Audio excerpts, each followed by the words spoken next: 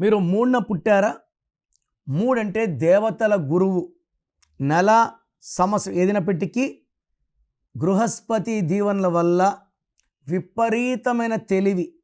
ఈ మూడు అనేది చాలా పవిత్రమైన నంబర్. బ్రహ్మ మన తలరాతని 3 తలలతో రాస్తే, మనం త్రిమూర్తులు నమ్మితే పెళ్ళిలో 3 ముళ్ళు, పెళ్ళినాక 3 రాత్రులు. మూడంటే చాలా చాలా స్పెషల్.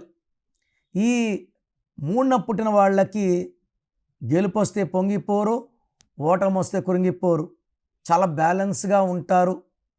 నీతి నిజాయితీ ఎక్కువ, ఎవరిని మోసం చేయరు. వీళ్ళు ఇచ్చే సలహాలు ఎవరన్నా సరే పాటిస్తే వాళ్ళు కోట్లు సంపాదిస్తారు. సో ఈ మూడున పుట్టిన వాళ్ళకి ఈ 2026 ఎలా ఉంటుంది?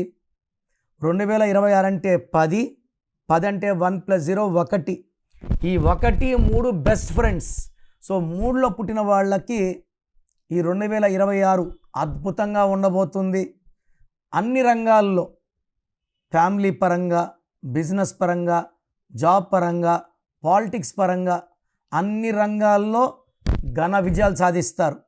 బట్ ఈ మూడులో పుట్టిన వాళ్ళ పేరు 6 అక్షరాల్లో ఉన్న, పేరులో 6వ సంఖ్య ఉన్న వాళ్ళకి ఇబ్బందులు తప్పవు.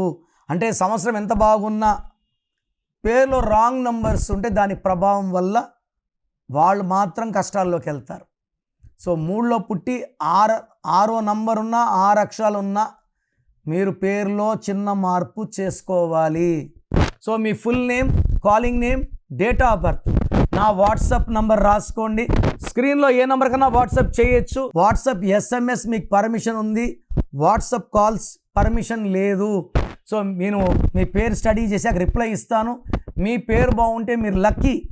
మీ పేరులో రాంగ్ నంబర్స్ ఉంటే take my appointment as an emergency.